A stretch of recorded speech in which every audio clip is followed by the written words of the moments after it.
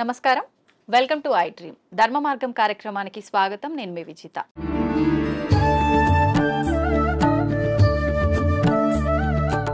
నమస్కారం స్వామీజీ. హరి ఓం. స్వామీజీ, 109 సంవత్సరాలు అంటే మామూలు విషయం కాదు. నేనైతే ఫస్ట్ టైం చూస్తున్నా. నిజంగా మీకు ధన్యవాదాలు స్వామీజీ. ఇప్పుడు ప్రస్తుతం ఉన్న సమాజంలో రకరకాల ఆరోగ్య సమస్యలు, ఎంత ఆరోగ్యంగా ఉన్న వాళ్ళైనా 40-60కి మించి వాళ్ళ జీవనం కొనసాగించే వాళ్ళ సంఖ్య చాలా తక్కువగా ఉంటుంది. అసలు ఎలా సాధ్యపడుతుంది స్వామీజీ? ధ్యానం చేయడం వల్ల ఆయుర్దాయం అనేది పెరిగే అవకాశం ఉంటుందా? గం గణపతియే నమః, ఐం సరస్వతియే నమః, శ్రీ గురుభ్యో నమః.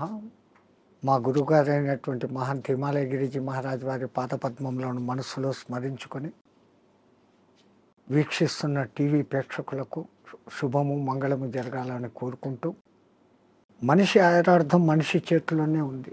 బ్రహ్మ ఏదో రాశాడు అంటారు, ఎక్స్పైరీ డేటు, డిస్పాచ్ డేటు అని. అది ఒక విధంగా కరెక్ట్ అయినప్పటికీ దాన్ని మార్చుకోగలిగిన శక్తి కూడా ఆ పరమాత్ముడే యోగము అనే దాని మీద మనకి ఇచ్చాడు. ఒక యోగ సాధన, సిస్టమేటికల్ లైఫ్, ఏ టైంలో ఏం తినాలా, ఎంత తినాలా, ఆ పద్ధతులన్నీ ఉండి ఒక గురువు నేర్పించినాడు. ఆ నేర్పించిన సిస్టమ్ ఈ రోజు వరకు తూచా తప్పకుండా పాటిస్తూ ఉంటే 109 కర్మ ఇంకా ఎన్నాళ్ళైనా బతకవచ్చు. మీకు అందరికి బాగా తెలిసి ఉంటుంది, ఒక 2 ఏళ్ల కింద పద్మశ్రీ అవార్డులు ఇచ్చినప్పుడు శివానంద అనే ఒక యోగా మాస్టర్ సరస్వతి ఘాట్ దగ్గర ఉంటాడు కాశీలో. ఈ రోజుకు యోగా నడుపుతున్నాడు. ఆయన ఆ యోగా చేస్తాడు. He is 124 years on the day which he is taking award. తీసుకున్నప్పుడు ఆయనకు 123, ఇప్పుడు 125. మీ లోపల ఇక్కడ లౌకికంలో తిరుగుతున్న వాళ్ళలో ఆయన మీకు కనపడతాడు. మహామహా యోగులు కొంతమంది వాళ్ళ వయసు ఇంత అని వాళ్ళకు తెలీదు, వాళ్ళ డిసిపుల్స్ కూడా తెలియదు. మరి హిమాలయాలలో ఉండి తపస్సులు చేసుకుంటున్న వాళ్ళు అట్లే ఉన్నారు. సో ఈ ఏజ్ను, ఈ కట్టెను, ఉపాధిని కాపాడుకునే రహస్యాలు గురువు ద్వారా వస్తాయి. ఆ గురువు చెప్పింది తూచా తప్పక చేసినప్పుడే అది స్టాండర్డ్గా ఉంటాయి. కానీ గురువు చెప్పాడు నేను చేయలేదు అంటే ఏం లేదు. మనకు ప్రాక్టికల్గా కావాల్సినంత ఉంది. వేదాలు, ఉపనిషత్తులు, పురాణాలు ఇన్ని ఉన్నాయి. కానీ ప్రాక్టికల్, థియరాటికల్ 112 ఉంది. ప్రాక్టికల్ ఎవరు చేస్తాడో వాడు ఇట్లా ఉంటాడు. ఓకే, అంటే ఇలా చేసిన వాళ్ళకి ఖచ్చితంగా సాధ్యపడుతుంది. ఎవరైనా బతికేది 120 ఏళ్ళ ఆయురార్థం అనేది పరమాత్ముడు ఇచ్చింది. మనంతకు మనమే ఒక 20 ఏళ్ళు పోగొట్టుకుంటున్నాం. ఎట్లా అంటే పెద్దవాళ్ళ దగ్గరికి పోయి మనం నమస్తే పెడితే ఆయన శతమానం భవతి అంటాడు. 120 ఏళ్ళు భవతి అనడం లేదు. అక్కడే 120 ఏళ్ళు పోయింది. ఈ ఉన్న 100 ఏళ్లలో 50 ఏళ్ళు నిద్ర, 15-16 ఏళ్ల వరకు ఏమీ తెలియని బాల్యం, 80-90 వచ్చినప్పటి నుంచి నట్టుబోట్లు లూజ్ అయ్యి అదొక 10 ఏళ్ళు. 100 ఏళ్ళు బతికినా దాంట్లో వాడి నిజమైన బతుకు 15-20 ఏళ్ళు మాత్రమే. ఎవరికి నచ్చినట్టు మళ్ళీ దాంట్లో అక్కడికి యాత్రలు, ఇక్కడికి ప్రయాణాలు, ట్రాన్స్పోర్ట్, టీవీలు చూడాలు, సినిమాలకు పోవడాలు, ఆ గంటలంతా తీసేస్తే అది ఒక 5-6 గంటలు. అది నిజమైన మనిషి బతుకు ఎట్లా ఉండాలా అనేది అక్కడ ఉంది. ఎంతసేపు నిద్రపోవాలా, ఎంతసేపు మేలుకోవాలా. పెద్దలు అంటారు దిన్ దియా కామ్ కర్నేకి లియే, రాత్ దియా సోనేకి లియే అని. పగలు పని చేసుకునేకి ఇచ్చాడు, రాత్రి నిద్రపోయేకి ఇచ్చాడు. మనం ప్రకృతికి విరుద్ధంగా రాత్రి అంతా 11-12 వరకు మేల్కుంటున్నాం. సూర్యోదయాన్ని చూడకుండా సూర్యోదయం అయినాక లేస్తాం. అప్పుడు లేచి స్నానాలు చేస్తున్నాం. మన పూర్వీకులు మనకు చెప్పింది బ్రహ్మ ముహూర్త స్నానం, అది దేవతల స్నానం. సరే నీకు అది వీలు కాలేదు, 4:30కి చేయి ఋషుల స్నానం, 5:30కి చేయి మనుషుల స్నానం, సూర్యుడు బయటికి వచ్చినాక చేసే స్నానం రాక్షస స్నానం. అంత సిస్టమ్ ఎందుకు పెట్టినారు? Early to bed, early to get up. 9-10 బజేకు సోజావు, 9-10 గంటలకు నిద్రపోండి. 3 గంటల వరకు 5:30-6 గంటల నిద్ర ఒక మనిషికి అది చాలు, సరిపోతుంది. మనం అట్లా చేయడం లేదు. రాత్రి 11-12 వరకు మేల్కొని పొద్దున 7 గంటలకు లేస్తా ఉన్నాం. సో అక్కడ కొంచెం దెబ్బ. రెండవది తినే ఆహార పదార్థాలు. ఒకప్పుడు ఏ ఎరువులు వేయకుండా పండించేవాళ్ళు. 6 నెలలు 7 నెలలకు కానీ కోతకు వచ్చేది కాదు ధాన్, గోధుమలు కానీ రైస్ కానీ. ఇప్పుడు 3 నెలలు 2 నెలలకి వచ్చేదానికి చేసేస్తూ ఉండడం, అంత హైబ్రిడ్ ఆర్టిఫిషియల్ ఎరువులు వేసి. సో దాంట్లో శక్తి బలము ఉండడం లేదు. ఆ తినే విధానం కూడా హైయెస్ట్ బాయిలింగ్ చేసి తింటాను. జబ్బులు మూల కారణం అది.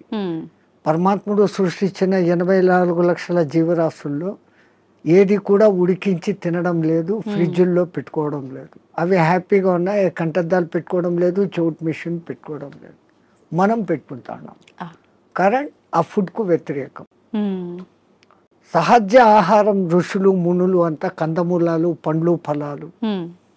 పరమాత్ముడు ఏది న్యాచురల్గా ఇచ్చినాడో అప్పటికది తినేస్తారు. మళ్ళీ సాయంత్రానికి రేపటికి అని దాచిపెట్టుకోవడం కూడా లేదు. ఓకే, ఎప్పుడు తప్పుడే. ఒకసారి చెట్టు నుంచి కట్ అయితే 3.5 అవర్స్లో తాను తిన్నప్పుడు ఆ చెట్టుకు దానికి కనెక్టివిటీ పవర్ ఉంటుంది. ఆ ఫలము శక్తివంతంగా ఉంటుంది. దాన్ని మనం ఫ్రిడ్జ్లో పెట్టేసి స్టాక్ పెట్టుకొని ఎప్పుడెప్పుడో తింటున్నాం. ఆ చెట్టు కనెక్టివిటీ ఆ పండులో నుంచి పోతుంది. పండు రుచి ఉంటుంది, శక్తి తగ్గిపోతుంది.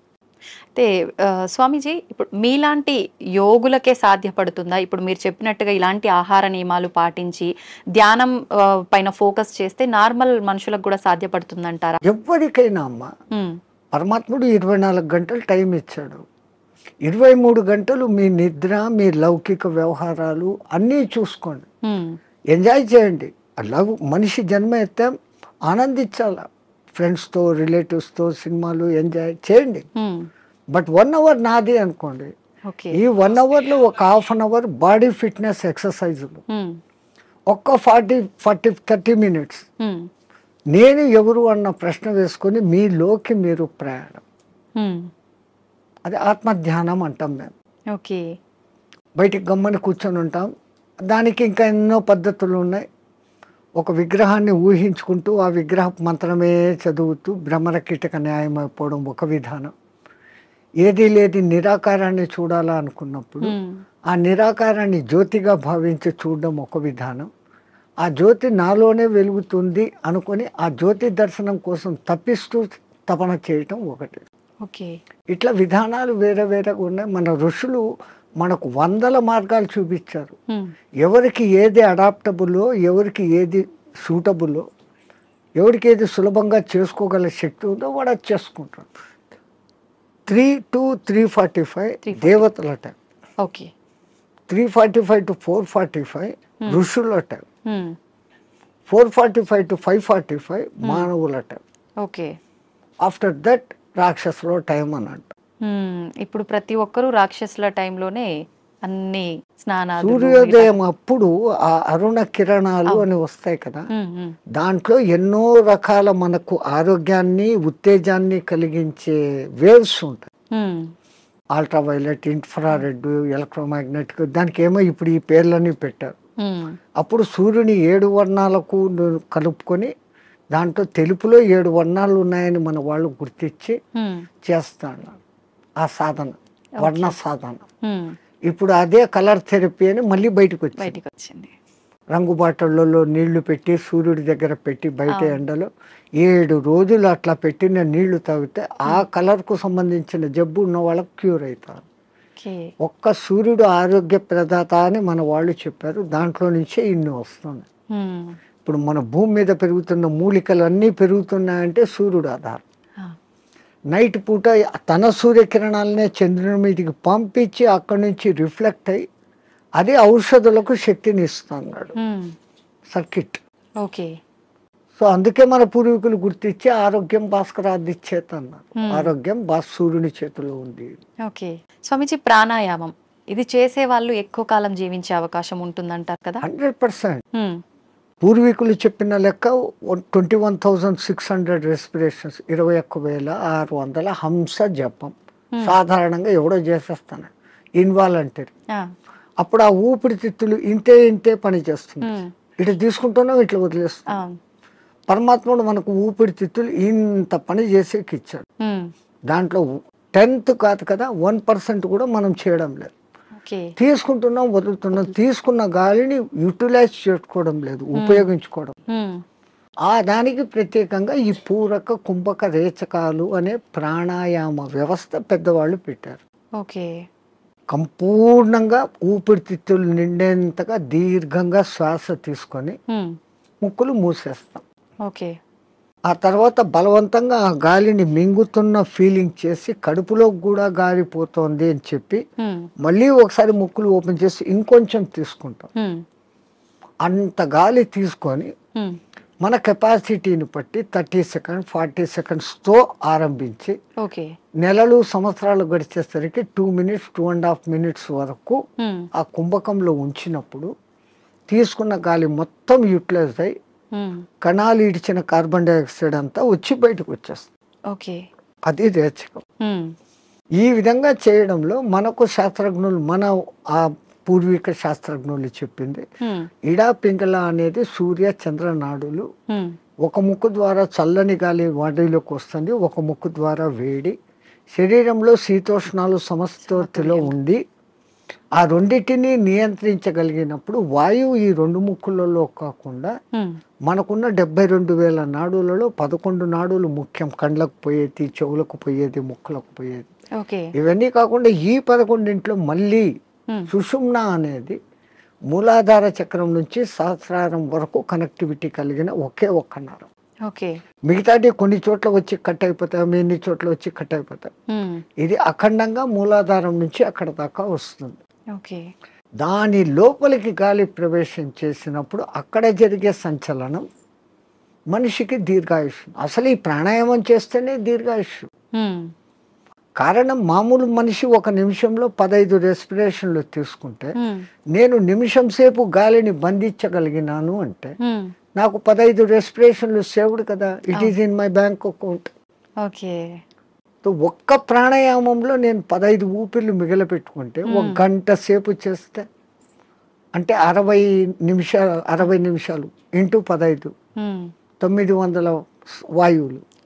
ఒక 10-11 దినాలు చేస్తే 9,000 21,000 వచ్చేదానికి ఒక 10 రోజులు 1 నిమిషం చేస్తే 10 దినాల తర్వాత నాకు 1 దినం ఆయుష్ పెరిగింది. It is in my hands. So అదే నేను 2 నిమిషాలు చేస్తే 5 రోజుల్లోనే నాకు 1 రోజు ఆయువు పెరిగింది. అది కారణం. ప్రాణాయామంలో అది రహస్యం. ఇంకా ఈ ప్రాణాయాన్ని ఇంకా బాగా డెవలప్ చేసుకొని ఇడా పింగళలో కాకుండా సుషుమ్నలోకి ప్రవేశం చేస్తూ ఎక్కిస్తూ ఆడిస్తూ ఉన్నప్పుడు ఏదో ఒక దినం మన అదృష్టము, ఆ గురు కటాక్షము, దైవానుగ్రహము ఉండి ఆ గాలి కుండలిని ప్రేరేపిస్తుంది. ఒక్కసారి కుండలిని ప్రేరణ చేసినాక ఈ ఆత్మతత్వం ఏం, సృష్టి రహస్యం ఏం, పరమాత్మ ఏం, నేను ఏం అన్న సంగతి వాడికే తెలిసిపోతుంది. ఇంకా అది బయటికి చెప్పుకునేందుకు కానీ ఆనంద స్థితిలోకి వాడు ఉంటాడు ఆ సాధకుడు. ఇది మామూలు వాళ్ళకి సాధ్యపడుతుందా స్వామీజీ? ఎవరికైనా పశుపక్షాదులకు కూడా దేవుడు ఆ కుండలిని శక్తి ఇచ్చాడు. ఇప్పుడు ఈ మా ఫిజికల్ బాడీ తయారీలో మెదడు, చేతులు, కాళ్ళు, రెక్కలు, ఇంటర్నల్ ఆర్గాన్స్, గుండె, ఊపిరితిత్తులు అని మీకు ఫిజికల్గా ఎట్లా కనపడుతున్నాయో కనపడని అంగాలు షట్చక్రాలు అనేటివి, నాడులు అనేటివి అవి విశ్వశక్తి ప్రసారకాలు. నరాలలో రక్త ప్రసరణ, ఆక్సిడేషన్ ఇది జరుగుతుంది. మన వాళ్ళు ఈ 2 రకాలుగా చూశారు. అది వ్యవహారం. అక్కడ ఆ తేడాను గమనించి వాళ్ళు ఆ సాధనాలు చేశారు. మాకు కనపడదు, అది లేదు అనుకుని వాళ్ళ లోకం, ఈ లోకమే ఈ జన్మే శాశ్వతం అనుకునేది వాళ్ళ సిద్ధాంతం. మనకు జన్మలు ఉన్నాయి అన్నది మన సిద్ధాంతం. ఇప్పుడు చాలా మంది ధ్యానం చేయాలనుకుంటారు కానీ మనసుని నియంత్రించుకోలేకపోతుంటారు. ఏకాగ్రత లోపిస్తూ ఉంటుంది, రకరకాల ఆలోచనలు కదులుతూ ఉంటాయి. ఎలా నియంత్రించుకోగలుగుతారు స్వామీజీ? మనసుకు ఒక్క డ్యూటీ అప్పచెప్తే పాపం మనసు ఏం చేస్తుంది? గమ్మన ఉన్నప్పుడు 112 ఆలోచనలు చేస్తాను. ఇప్పుడు మీరు కుట్టు పని చేస్తారు, మిషన్ మీద కూర్చున్నారు, మీకు కుట్టు పని తెలుసు.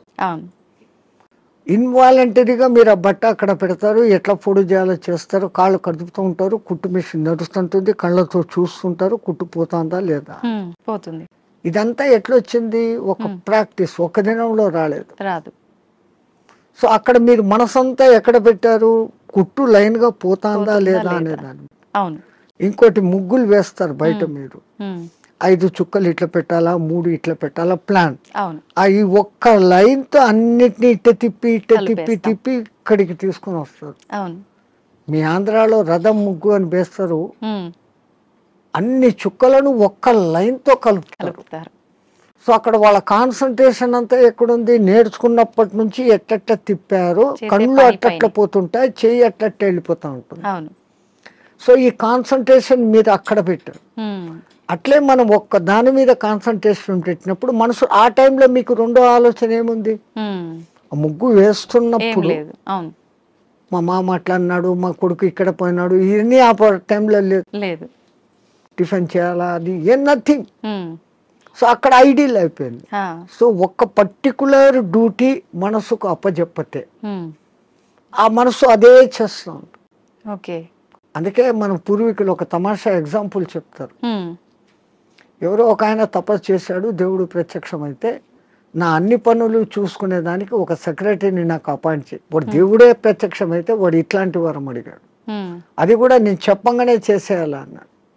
డేంజర్ రా, నువ్వు ఎప్పుడు దానికి పనులు చెప్పలేవు, అది పనులు చెప్పకపోతే నీకే తినేస్తుంది అన్న. ఉమ్, నో ప్రాబ్లం, నేను ఎప్పుడు పనులు చెప్తాను దానికి అన్నా. ఆ, ఆ దెయ్యం ప్రత్యక్షమైంది, నాకు ఒక 6 అంతస్తులు బిల్డింగ్ కట్టు అన్నాడు. ఉమ్, 6 అంతస్తులు బిల్డింగ్ కట్టేదానికి 2-3 ఏళ్ళు అవుతుందని వీడు అనుకున్నాడు. ఆ, అది పట్టు అనింది, బిల్డింగ్ తయారైపోయింది. ఉమ్, మహారాజ్ ఇంకేం పని అనింది, కుక్కర్ కావాలా, ఫ్రిడ్జ్ కావాలా, బెడ్ కావాలా, ఏసీ కావాలా. వీడు ఇట్లా అడుగుతున్నాడు, అక్కడక్కడ అన్ని వచ్చేస్తాను. వచ్చేస్తా ఉన్నాయి.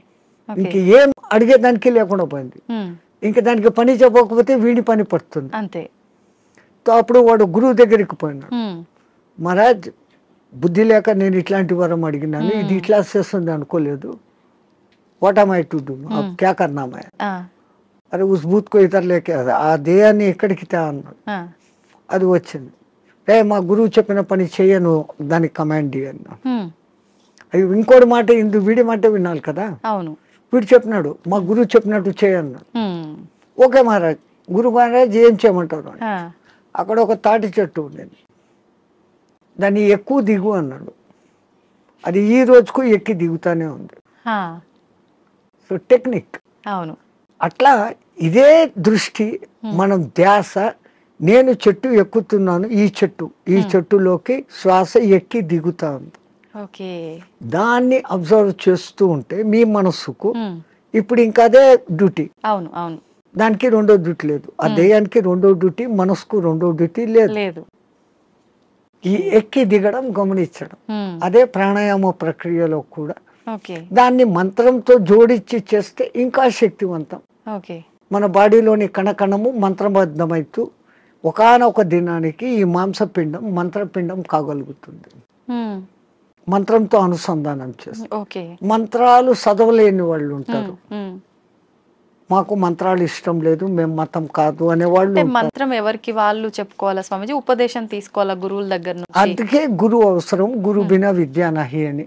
ఆ, కొన్నాళ్ళు ఆయన దగ్గర శిష్యరికం చేసినప్పుడు వీడు దేనికి సూటబుల్, ఉమ్, నేను ఇచ్చే విద్యను వీడు సద్వినియోగం చేస్తాడా, దుర్వినియోగం చేస్తాడా. ఉమ్, అందుకే పాతకాలంలో కొన్నాళ్ళు నా దగ్గర సేవ చేయి అంటారు. ఉమ్, మన మెంటాలిటీ అర్థమైపోయింది. ఓకే.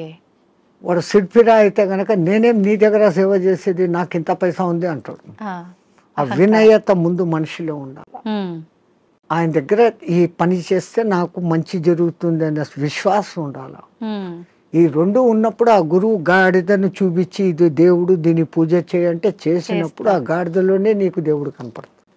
ఓకే. పైలా విశ్వాస ప్రథం సోపాన్. విశ్వాసం అనేది అన్నిటికీ ఉండాలి. మించిన శక్తి. ఓకే.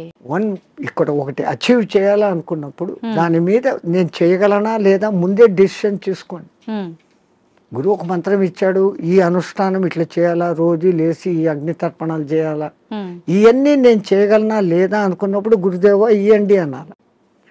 ఆ మంత్రం తీసేసుకున్నాను, నేను చేసుకోలేదు, ఉమ్, దాన్ని చేయాల్సిన రీతిలో చేయకపోయినప్పుడు ఏం ఫలితం. ఓకే. సైకిల్ మోటార్ మీ దగ్గర ఉంది, ఉమ్, దానికి పెట్రోల్ పోసేది పని ఉంది కదా. అవును. పెట్రోల్ పోకుండా నేను కొనుక్కున్నాను 1,00,000 పెట్టి పోవాలా, ఇది అంటే ఎట్లా పోతుంది, పెట్రోల్ పోయాలా. అవును. అప్పుడప్పుడు దానికి ఏదో ఆయిల్ పోయాలా, రిపేర్ మైనర్ రిపేర్స్ చూసుకోవాలా, ఉమ్, అప్పుడు ఆ బండి పోతుంది. ఓకే. లైక్ దిస్ సేమ్ ఒక సిస్టమ్ ప్రాసెస్ అని గురువు చెప్పినప్పుడు ఆ ప్రాసెస్ అంతా చేస్తున్నప్పుడు అది మిమ్మల్ని ఉద్ధరిస్తుంది. ఓకే స్వామీజీ, హిమాలయాలు అనగానే మనకు అక్కడ ఇలా కొన్ని ఏళ్ల పాటు ధ్యానం చేసే వాళ్ళు ఉంటారని చెప్పి వింటుంటాం. నిజంగా అలాంటి వాళ్ళు ఇప్పటికీ ఉన్నారంటారా? 100% ఎంతో మంది. ఆ హిమాలయాలు అనే దానికి ముందు మా అనే అక్షరం పెట్టుకొని చదవండి. మహిమ ఆలయాలు. ఓ, మన దేశం మొత్తంలో చాలా కొద్ది ఆలయాలు ఉన్నాయి. ఆ లయాలు అంటే అందులో లయం. హిమ ఆలయం అంటే హిమములో లయం కావడం. హిమం అంటే ఏంటి? మంచు. నీటికున్న 3-4 లక్షణాలలో ద్రవస్థితి, ఘనస్థితి, అవును, ఆవిరి స్థితి, దాని తర్వాత ప్లాస్మా స్థితి. ఇది ఏది కానిది మంచు స్థితి. ఓకే, అది అట్లా నీళ్లు కాదు, ఇట్లా ఘనాకార ఐస్ కాదు. మంచును బాగా ప్రెస్ చేస్తే అప్పుడు మీకు ఐస్ అవుతుంది. ఇది మధ్యస్థ స్థితి. మంచు అంటాం, హిమము అంటాం. నిజంగా దానికి మహిమము, మహిమ కలిగిన పదార్థం. అది అక్కడంతా వ్యాపించి ఉంటుంది. ఆ మంచి చల్లని వాతావరణము, కొన్ని రకాల ఔషధి మొక్కల నుంచి వచ్చే గాలి, మన పూర్వీకులు తపస్సు చేసిన వాళ్ళ యొక్క వైబ్రేషన్స్. దేవతలు కూడా అక్కడ తపస్సు చేశారు, గొప్ప గొప్ప ఋషులు తపస్సు చేశారు, ఇప్పుడు చేస్తున్న వాళ్ళు ఉన్నారు. వాళ్ళ యొక్క వైబ్రేషన్స్ ఆ ఏరియాలో ఉంటాయి కాబట్టి మనం తొందరగా దానికి అకష్టమవుతాం.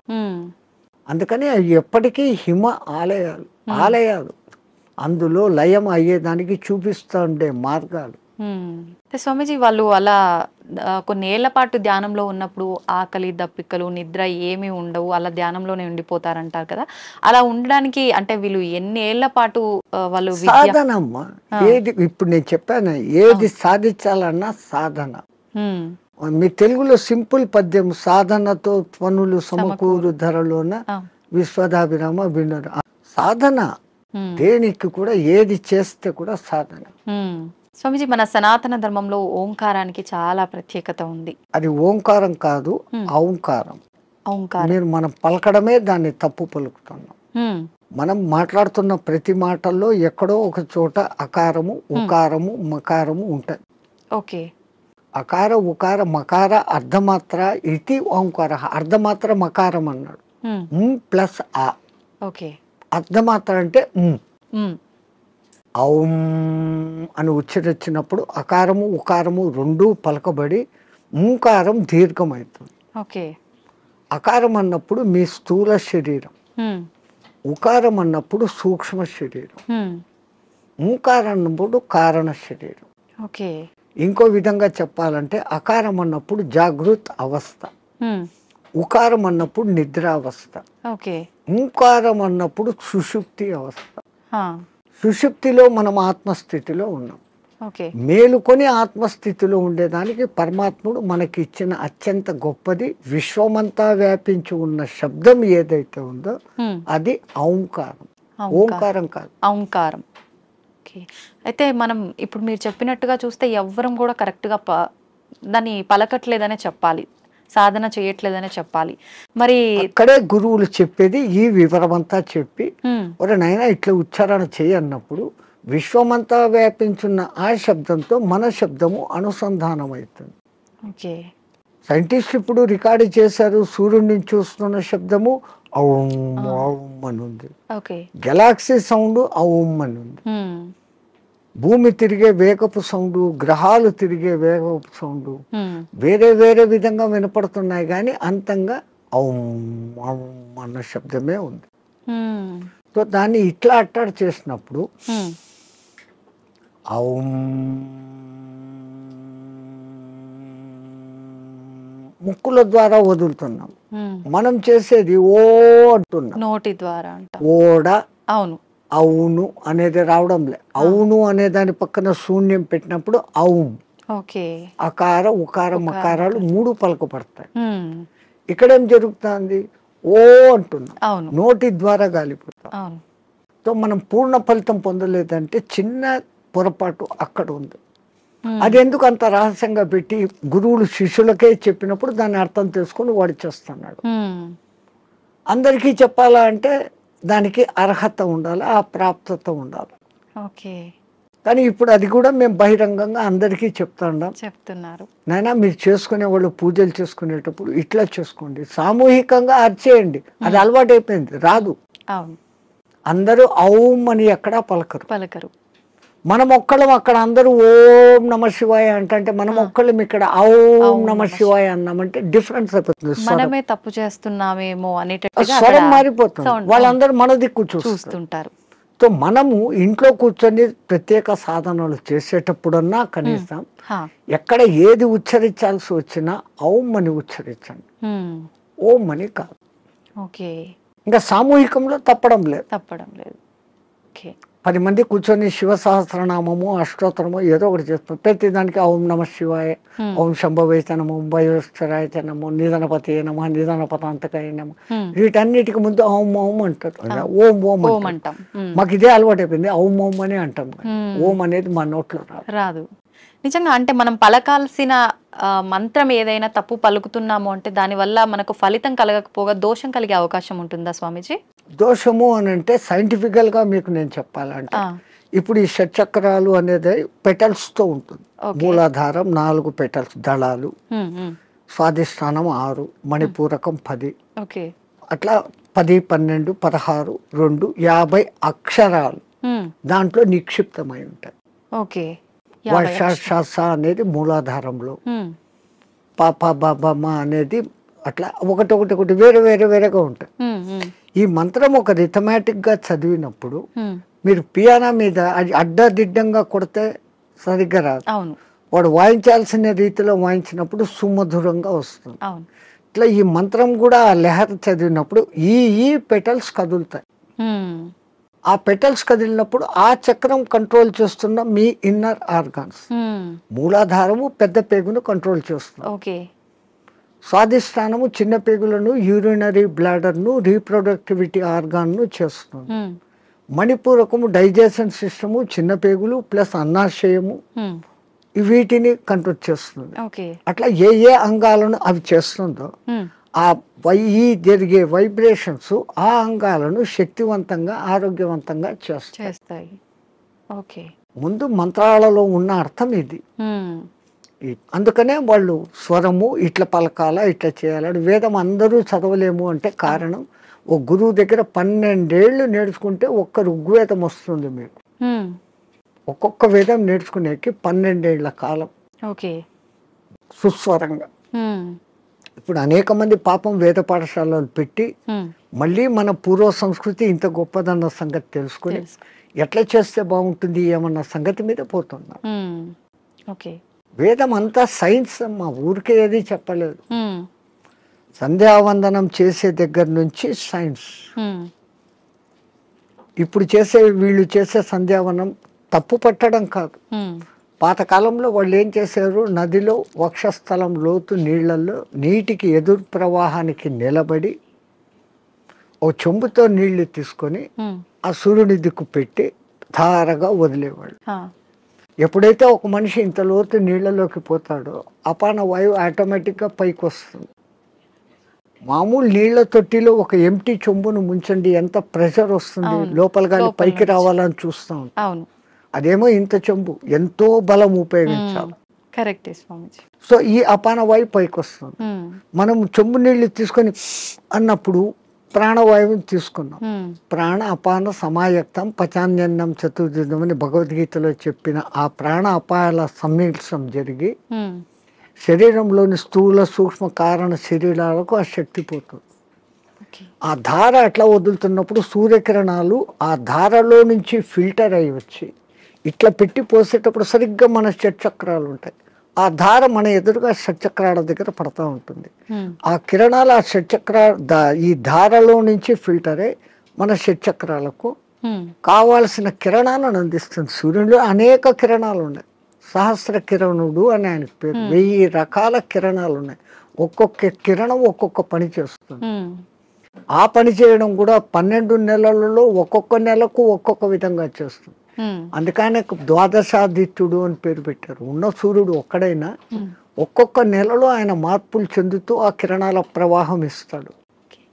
ఇప్పుడు ఈ విధంగా సంధ్యావందనం చేసినప్పుడు రావాల్సిన గుడ్ కిరణాలు మనలోకి వచ్చి ఆరోగ్యం బాగుంటుంది, చక్రాలు నీట్గా యాక్టివేట్ అవుతాయి. ఓకే. అసలు గాయత్రి మంత్రం 24 అక్షరాలు చదివినప్పుడు మన 24 తత్వాలు శుద్ధీకరణ. అవన్నీ వైబ్రేషన్ వర్డ్స్. ఓకే. శబ్దం వైబ్రేషన్ క్రియేట్ చేస్తుంది. పెద్ద పెద్ద సైంటిస్టులు ఇప్పుడు నిరూపణ చేస్తున్నారు. పలకాల్సిన రీతిలో ఓంకారం పలుకుతే అది దూరంగా స్క్రీన్ మీద మీకు గొప్ప శ్రీచక్ర యంత్రాన్ని చూపించింది. ప్రూవ్డ్. ఓకే. ఇంకొన్ని మంత్రాలు చదివినప్పుడు ఇంకొన్ని డిజైన్లు వచ్చినాయి. అవన్నీ ఏది మన పూర్వీకులు యంత్రాలు అని గీస్తారే, ఈ గ్రహానికి ఇట్లా గీయాలి, ఇట్లా పెట్టాలి, ఇంత చకోరాలు, ఇంత వృత్తాలు అని. అదంతా ఏమంటే ఇది శబ్దశాస్త్రము రేఖాశాస్త్రాన్ని అనుసంధానం చేసి వాళ్ళ శబ్దోత్పత్తి ఈ వైబ్రేషన్స్ ఇట్లా క్రియేట్ అవుతాయని వాళ్ళకి తెలుసు. ఓకే. అందుకని ఆ రిథీమ్గా పలికినప్పుడు ఆ ఫలితాలు వస్తాయి. స్వామిజీ, నేనే గాయత్రి మంత్రంకి సంబంధించి అడుగుదాం అనుకున్నా, మీరే ఆ టాపిక్ తీసుకొచ్చారు. గాయత్రి మంత్రం ఆడవాళ్ళు చదవటానికి పనికిరాదు అని చెప్పి 100% చదవచ్చు. మంత్రము సూర్యుడిదైన అధిష్టాన దేవత అమ్మ గాయత్రి దేవి, 5 ముఖాలతో ఉన్న మహాతల్లి అని మనం చెప్పుకుంటాను. అట్లాంటప్పుడు స్త్రీ చదవకూడదని ఎక్కడుంది? ఇదే విషయమై పండిత శ్రీరామ శర్మ అనే మహానుభావుడు, ఆయన ఉత్తరప్రదేశ్లో ఉండేవాడు, 24 ఏళ్ళు సంవత్సరానికి 24 లక్షల గాయత్రిని చేస్తూ ఉపాసన చేస్తే ఆయనకు ఆ తల్లి తాను ఉన్న ప్రదేశం, విశ్వామిత్రుడు తపస్సు చేసుకున్న ప్రదేశాన్ని చూపిస్తే అక్కడ పోయి ఈ అఖండ జ్యోతిని పెట్టి నిత్యము గాయత్రి యజ్ఞాలు చేస్తూ ఆడవాళ్లకు యజ్ఞోపవీతాలు వేస్తూ గాయత్రి ఉపదేశం చేసేవాడు. అప్పుడు కొంతమంది ఉత్తరప్రదేశ్ బ్రాహ్మణ్స్ ఆయన మీద కోర్టులో కేసేసినారు. నువ్వు వేదాన్ని భ్రష్టు పట్టిస్తున్నావు, మా సదాచారాన్ని భ్రష్టు పట్టిస్తున్నావు, వేదాలు గాయత్రి మంత్రం చదవకూడదు. ఆయన కోర్టులో ఒకటే మాట అన్నాడు, అయ్యా మీరు వేదాలు ఉపనిషత్తులు అన్నీ చదివారంటారు కదా, ఎక్కడైనా ఒక్క శ్లోకము స్త్రీకి గాయత్రి ఉపదేశం చేయకూడదు అని రాసి ఉంటే, పలానా ఋషి చెప్పాడు, పలానా దేవత చెప్పాడు అనే కోటింగ్ ఒక్కటి ఉంటే నాకు ఇవ్వండి, నా బ్రాహ్మణత్వాన్ని, నా సంస్థను మూసేస్తా, నా బ్రాహ్మణత్వాన్ని వదులుకొని జనేవి తీసేస్తాను అన్నాడు. వీళ్ళు 3 నెలలు తల కింద కాళ్ళు పైన పెట్టి ఎతికారు, లేదు. ఎందుకు స్త్రీకి లేదు అన్నారంటే ఆమెకు కుటుంబ బాధ్యతలు ఎక్కువ, ఈ మాసికంలో వాళ్ళకు ఈ పీరియడ్ కొంచెం ఇబ్బందికరంగా ఉంటుంది. అప్పుడు ఆ అనుష్ఠానం ప్రకారం కనీసం న్యాయంగా గాయత్రి చేయాలంటే 24 ముద్రలు వేస్తూ, ఒక్కొక్క ముద్ర వేస్తూ ఒక్కొక్కసారి గాయత్రి 24 అక్షర గాయత్రిలన్నా చేయాలి. మళ్ళీ దాంట్లో 3 రకాలు ఉన్నాయి. ఒక్క గాయత్రి త్రిపద 8 అక్షరాలతో ఉండాలి. అది అనుష్ఠుప్ ఛందస్సు అని ఇంకోటి ఉంది 32 అక్షరాలు, అది 4 పాదాలు ఉంటుంది, అది కూడా 8వ అక్షరాలుగానే వస్తుంది. అదంతా ఒక రహస్యం. మళ్ళా నవార్ణవ గాయత్రి అని ఒకటి ఉంది, అది చేయాలంటే అమ్మవారి నవార్ణవం అనే పూజలు ఎట్లా చేస్తామో దాంట్లో 9 ఔంకారాలు వస్తాయి. అవి ఎట్ట పట్టాలా, ఏది చేయకూడదు, అది బహిర్గతం చేయని విద్య. గాయత్రి అంటేనే రహస్యం అంటారు. కానీ ఆ మహానుభావుడు అది అందరికీ అర్హత కలిగించాడు. కుల మత భేదం లేదు, ఎందుకంటే అది మంత్రం సూర్య మంత్రం. ఆ పండిత శ్రీరామ శర్మకు కుడి భుజంగా ఉన్నవారే రామకృష్ణ మహానుభావుడు, ఆయన కూడా ఇదే చేశాడు. ఆ గాయత్రి దీని మూలంగా ఆ మహానుభావుడు అంత శక్తిమంతుడే. పండిత శ్రీరామ శర్మకు తగిన శిష్యుడు అని పేరు తెచ్చుకున్నాడు. ఆ మహానుభావుడే చేరదీసి బాగా దగ్గరుండి చేసిన వాడే మీకు ఇప్పుడు బాగా ప్రసిద్ధుడైన మారెళ్ళ రవిశాస్త్రి. ఆ పరంపర అట్లా వస్తుంది. అదంతా పండిత శ్రీరామ శర్మ దయ. స్వామి, దైవాన్ని నమ్మటం వల్ల, పుణ్యక్షేత్రాలకు తిరగటం వల్ల మనశ్శాంతి అనేది లభిస్తుందంటారా? 100%. అసలు మీరు పోవడమే ఆ ఇంటెన్షన్. కాశీకి పోతే నాకేదో పుణ్యం వస్తుంది, ఆడ ఏదో వదిలిపెట్టేస్తానే సెంటెన్స్ కాదు అది. కాశీలో 12 జ్యోతిర్లింగాలలో విశ్వనాథుడు అక్కడ ఉన్నాడు, విశ్వానికి ఆయన నాథుడు. ఆ క్షేత్రానికి పోయి ఆయన నామస్మరణ కొంచెం సేపు నేను చేయటం మూలంగా నాకు ప్రశాంతత దొరుకుతుంది అని ఫస్ట్ మీలో విశ్వాసం కలిగినప్పుడు అక్కడున్న అన్నపూర్ణ అనుగ్రహము కలుగుతుంది. ఆ బేడి ఆంజనేయ స్వామి కరుణ, గణేష్ పండు మహారాజ్ది అందరిది దొరుకుతుంది. అందుకే ప్రతి ఒక్క రుచిముని అక్కడ స్థాపించిన లింగాలు ఉన్నాయి. 3000కు పైన గుళ్ళు ఉన్నాయి కాశీలో. శివునికి ఇష్టమైన ప్రాంతం అది. భూమి అంతా మునిగిపోయినా కానీ త్రిశూలం పైన నిలబెట్టి ఉంటాడు అని చెప్పబడిన ప్రసిద్ధ క్షేత్రం. కాశీ కాశీ అంటూ కాశీకి పోకుండా చచ్చిపోయినా కాశీకి పోయినంత పుణ్యం కలిగే క్షేత్రం అదొకటే.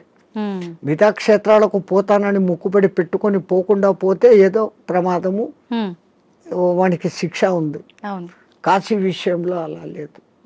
అంతటి గొప్ప అక్కడికి వచ్చింది అంటే ఒకటి ప్రజల విశ్వాసము, అక్కడ తపస్సులు చేసిన వాళ్ళ యొక్క శక్తి ధార పోయడం అనేది ఆ ప్రాంతానికి ఆ ప్రసిద్ధత వస్తుంది.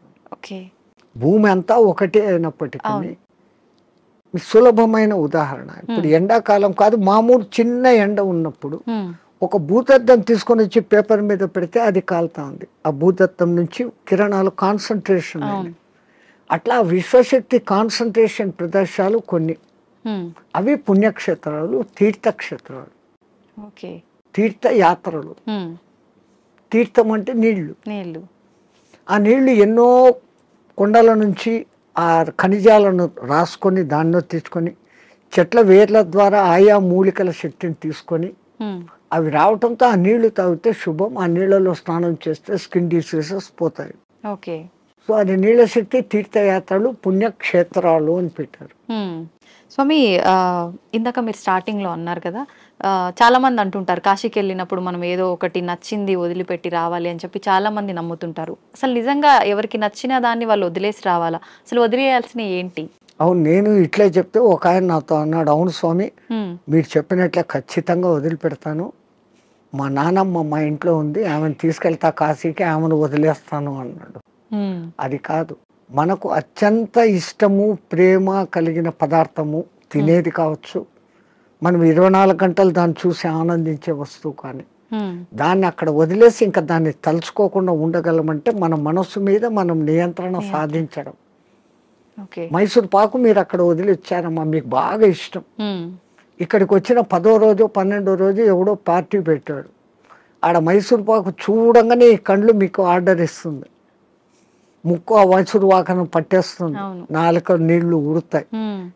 నేను కాశీలో వదిన నోర్మోయ్ నేను తినాను అంటే మీ మీద మీకు మెల్లగా కమాండ్ వచ్చింది, కనీసం ఆ భయంతోనన్నా.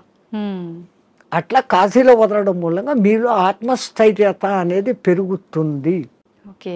అది బ్యాక్ రీజన్. కానీ ఏదో ఒక రీజన్, చాలా మంది రకరకాలుగా అనుకున్నా కూడా దాన్ని అయితే నమ్ముతూ వస్తున్నారు ఇప్పటికీ. వెనకల కారణం ఇది అని మీకు తెలుసుకోవడం లేదు. అవును, అక్కడ మీకు ఆత్మస్థిరత, ధైర్యము అనేది పెరుగుతుంది. Self confidence, I can able to do this without that. అది లేకుండా నేను ఉండలేను అన్న వాళ్ళు, అది లేకుండా ఎదురుగా కనపడుతూ కూడా అది లేకుండా ఉండగలిగిన స్థితి అంటే మీలో ఎంతటి స్టెబిలిటీ వచ్చినట్లు. అది ఆత్మస్థైర్యం. మన పూర్వీకులు ఏది చేసినా అంత ఆలోచనతో. నీలో ఆత్మశక్తి పెరగాలంటే నీకు అత్యంతగా ఇష్టమైంది అక్కడ వదలాలి.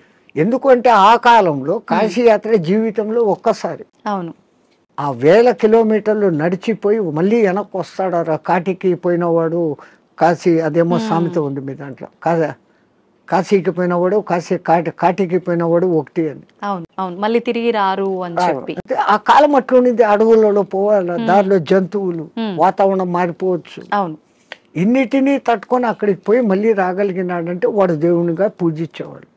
రెండవది, వాడు వచ్చేటప్పటికి అక్కడ కాశీలో నేను పలానా వదిలేసి వచ్చాను అనుకున్నాను అన్నప్పుడు వాళ్ళలో ఇక్కడ ఆత్మశక్తి పెరిగి వాడు ఇక్కడ ఎవరికి ఏ మంచి మాట చెప్పినా అది జరిగిపోతుంది, వాక్ శుద్ధి వస్తుంది. So when you develop your confidence you can able to do anything. So to develop your confidence అక్కడ పోయినాక ఒకటి వదిలిన వాళ్ళు బెనిఫిట్ పొందుతారు. స్వామి, చాలా మంది అంటుంటారు, అంటే ఇప్పుడు ఇందాక మీరు చెప్పినట్టుగా వెళ్ళిన వాళ్ళు తిరిగి రారేమో అన్న ఒక ఉద్దేశంతోటో మరేంటో తెలియదు, కానీ చాలా మంది నమ్మకం ఏంటంటే పిల్లలు ఉండి వాళ్ళ పెళ్ళిళ్ళు అన్నీ అయిపోయిన వాళ్ళు మాత్రమే కాశీకి వెళ్ళాలి, దర్శించుకోవాలి, అవన్నీ అవ్వని వాళ్ళు కాశీలోకి పోయి సస్తే మోక్షం అనుకుంటే కాదు. నాకు తెలిసి ఒక మంచి కోటీశ్వర దంపతులు. మూడవ తరాన్ని కూడా చూసేశారు. ఓకే. ఆ మూడవ తరం కూడా 18 yearsకి వచ్చింది మనబళ్ళు. ఇంకా ఇంత అనుభవించిన కాశీలో పోయి చచ్చిపోతాం, వయసు కూడా అయిపోయింది, 80 ఏళ్ళు వచ్చినాయి. ఇద్దరు లవ్ మ్యారేజ్, ఇద్దరికి 80 ఏళ్ళు భార్యాభర్తకి. బట్ డబ్బు ఉంది, అక్కడ మంచి బిల్డింగ్ కొనుక్కున్నారు, 4 సర్వెంట్లను ఎత్తుకొని పోయినారు, వంట వండేకి పనులు చేసుకునేకి. రోజు పోయి స్వామి దర్శన్ వస్తూ ఉన్నారు. ఎప్పుడో ఒకసారి బంధువులు ఫోన్, బిడ్డలు వాళ్ళది. అంత ఆధ్యాత్మిక. మర్జాయంగే అంటున్నారు. 7 ఏళ్ళైంది, 8 ఏళ్ళైంది, 10 ఏళ్ళైంది. ఇక్కడ ఈ 18 ఏళ్ళ బిడ్డలు 28 ఏళ్ళ వయసుకు వచ్చినారు మనమళ్ళు. వాళ్ళకి మ్యారేజ్ ముగ్గురికి ఒకేసారి కుదిరింది, వేరే వేరే కమ్యూనిటీ హాల్. తాత పెళ్ళి మాది అంటే, అరే ఇక్కడ కాశీలో ఉండి 15 ఏళ్ళు అయిపోయింది, 95కి వచ్చినాం, అక్కడ గంగ నీళ్లు తాగి రోజు శివప్రసాదాలు తిని ఇంకా పుష్టి తయారైనారు. They can able to see, they can able to hear everything. బాగుంది. అరే ఇంకా ఉంటాం కదా, ఒకసారి పెళ్లి చూసుకొని వస్తామని ఫ్లైట్ లో వచ్చినారు. పెళ్లి చూసుకున్నారు, రాత్రి పడుకున్నారు. పడుకున్న వాళ్ళు పడుకున్నట్లే జయ శ్రీరామ్ అయిపోయినారు ఇద్దరు. వాళ్ళకు కాశీలో మరణం లేదు, ప్రాప్తం లేదు. అందరికీ మరణము సాధ్యమా? అలా అని మరి కాశీలో ప్రాప్తం లేదని అక్కడే ఉంటే ఎప్పటికీ మరణం ఉండదనేది కూడా. ఆ మాటకు వస్తే తల్లి, ఇప్పుడు గంగలో మునిగితే నాకు పుణ్యం వచ్చేస్తుంది అనుకుంటే, గంగలోనే ఉండే చేపలు, కప్పలు, ముసళ్ళు అవి అక్కడే పుట్టాయి, అక్కడే పెరిగాయి. ఒక్కసారి గంగా స్నానం చేస్తే, సరే మీరు కాశీలో పొద్దున్న నుంచి సాయంత్రం వరకు 10 సార్లు గంగా స్నానం చేశాను అంటారు, కానీ మీరు చేసింది ఒకటే స్నానం. మీరు స్నానం చేయగానే ఆ నీళ్లు ఫ్లో పోయినాయి కదా. అవును. ఆ తల్లి నిరంతర ప్రవాహం, ఎప్పుడూ కొత్త నీళ్ళు అక్కడ ఉన్నాయి. స్నానం చేస్తే నాకు పవిత్రత వచ్చేసింది గంగలో చేస్తేనే కాదు. గంగలో స్నానం చేసే ముందు ఇంతకు ముందు నా గత జన్మ బుద్ధులు, గత జన్మ కాదు, నా గత జీవితం బుద్ధులు, లక్షణాలు మార్చుకుంటాను. నేను ఇంక మీద అట్లా ఉండను. అక్కడ మిమ్మల్ని మీరు జస్టిఫై చేసుకొని, తల్లి నాకు ఆ బుద్ధి ప్రసాదించు అని మునిగి లేచి, ఆ మాట ప్రకారం మీరు ఇక్కడ ఉన్నారంటే మీకు మోక్షము, ముక్తి. అంతే తప్ప ఆడపోయి 100 మునకలు వేసి ఈడొచ్చి అత్తమామల్ని తిట్టో, అమ్మా నాన్నను తిట్టో, భర్తని హింసించో, భార్యను హింసించో, సంవాట్ మగ ఆడ ఎవడైనా చేసేది. ఈ తప్పులన్నీ ఇక్కడ చేస్తూ, నేను పోయి గంగలో 6 సార్లు మునిగొచ్చాను, నేను సస్తే మోక్షానికి, నువ్వు నువ్వు అక్కడ మార్పు చెందేదానికి మునగాలి. అందుకే పాతకాలంలో అక్కడ మునిగేటప్పుడు పంతుళ్ళు మీ చేత 10 మంత్రాలు చెప్పిస్తారు. దశ హరాయే గంగాయే స్వాహ. మనం శారీరకంగా, మానసికంగా, వాక్కు రూపంలో 10 రకాల తప్పులు చేస్తాం. ఈ 10 తప్పులను క్షమించు, ఈ తప్పులు నేను మళ్ళీ చెయ్యను, అది ఉండాలి. కరెక్టే స్వామిజీ. ఆ దేవుడా నేను చేశాను, నన్ను క్షమించు, మళ్ళా పోయి అదే చేస్తాను, నో యూస్ కదా. Do not repeat. మళ్ళీ చెయ్యను కూడా ఉండగలిగితే అప్పుడు ఆ కాశీలో స్నానం చేసిన పుణ్యం. కాశీనే కాదు, ఏ నీళ్ళలో, నర్మదా, కావేరి, గోదావరి, కృష్ణ, కిట్నే. అవును స్వామి, కాశీలో మరణించిన వారికి చెవు ఇలా పైకి వచ్చినట్టుగా ఉంటుందని చెప్పి అంటుంటారు కదా, సైంటిఫికల్ గా కూడా ప్రూఫ్ అయ్యింది. ఎందుకని అట్లా? అక్కడ ఉన్న ఆ వాతావరణము, ఎంత శవాలను అక్కడ కాలుస్తూ ఉన్నా, ఈ మధ్య కొంచెం అక్కడ మాంసాహార దుకాణాలు పెట్టినా, ఆ ప్రత్యేకమైన కాశీ ఏరియాలో ఒక వాయు వైబ్రేషన్స్ వేరే, ఆ నిరంతర భగవన్నామ ఉచ్చారణ వైబ్రేషన్స్ ఆ గాలిలో కలిసి, అక్కడ చనిపోయిన మనిషికి ఈ కుడి చెవు కింది భాగం దగ్గర ఒక నరువు ఉంటుంది. ఆ నరువు ఉబ్బుతుంది, బాడీ అంతా ఉబ్బుతుంది. ఫస్ట్ ఆ నరువు అక్కడ ఉబ్బుతుంది ప్రత్యేకంగా అక్కడ. మిగతా ప్రాంతాలలో అది జరగదు. పాపం సైంటిస్టులు ఎంతో ప్రయత్నం చేస్తూ ఉన్నారు, ఎందుకు అట్లా జరుగుతుంది అది ఇంకా రుజువు కాలే. బట్ 99% గుర్తించారు. ఏ ఊరు చచ్చినా కొంచెం రెడ్డిష్ కలర్ వస్తుంది, కారణం అక్కడ ఓకే. అయితే చాలా మంది దానికి రీజన్ ఇది అయ్యి ఉంటుంది, శివుడు అక్కడ చనిపోయిన వాళ్ళకి చెవులో ఏదో చెప్తాడు అని అది చెప్పి అంటారు చూసి కదా. మన పూర్వీకులు ఉమ్, అక్కడ వచ్చి రామతారకం చెవులో చెప్తాడు, ఆయన గట్టిగా చెవులు ఆగబట్టి అది అక్కడ ఎర్రగైంది అంటాడు. హా, ఆయనకు అదే పని, ఆ సచ్చినోడికి అందరి దగ్గర పోయి చెవులు పీకి చెప్తానే కూర్చుంటాడా? అంతే కదా, మనకు ఆ విశ్వాస్. అంతే. కాశీలో నేను చనిపోతే శివుడు నన్ను స్పృశిస్తున్నాడు. ఉమ్, నేను ఈ బాడీ వదిలిపెట్టినాక నన్ను ఎవడు స్పృశిస్తా నాకేం తెలుస్తుంది? దీని పేరు అప్పుడు సదానంద అన్నారు, శవం అంటారు. పేరు పోయింది. ఉమ్, పుట్టినప్పుడు తల్లిదండ్రులు పెట్టిన పేరు ఈ బాడీతో పాటు బాడీ లోపల ఉండేది బయటికి పోయినాక దీన్ని బాడీ అంటారే కానీ పేరుతో పిలవరు. అవును. ఆ గంటకో 2 గంటలకో శివుడు వచ్చి చెవులో చెప్తాడు అంటే ఉమ్, అది నమ్మకూడదు అంటే నమ్మకూడదు. నేను విమర్శగా చెప్తే ఇది. కానీ మనమంతా ఆధ్యాత్మిక లోకంలో ఉన్నాం. ఆ విశ్వాసం తరతరాలుగా జరుగుతుందంటే ఎవడికో అది చెవుతో చెప్పాడు, ఇంకోటి చూశాడు. ఓకే. ఏ మాట బయటికి ఊరికే రాదు కదా. అవును. అది సత్యమైనప్పుడు ఉమ్, నేను సస్తే అక్కడ శివుడు నన్ను చూస్తాడనే ఈ భావనతో పోవడమే ఎంత గొప్ప. ఆయన వచ్చి పీక్తాడో లేదో తెలియదు, కానీ పీక్తాడు అనేది మన సంపూర్ణ విశ్వాసం. అట్లాగనే కొన్ని క్షేత్రాలలో మరణం ముఖ్యం. ఉమ్, ఈ భూమి అంతా అదే క్షేత్రమే కదా. ఇంట్లో సస్తే కూడా ఉమ్, అదే చావే. కానీ వీడి ఇంట్లో ఎంతసేపు సత్యం ముందర కూడా నేను నా వాళ్ళు అది పోయింది ఇది పోయింది నేను ఇంకా అది చేయలేదు అంటా సస్తాడే తప్ప నేను కాశీలో ఉన్నాను, భగవత్ సంకల్పం భగవద్ దర్శనం అవుతుందన్న భావనలో ఉండడు. అందుకే కనీసం సత్యం ముందరన్నా నామస్మరణ చేయండి. సంతోషం స్వామి, చాలా మంచి మంచి విషయాలు మీ ద్వారా తెలుసుకున్నాను. నాకు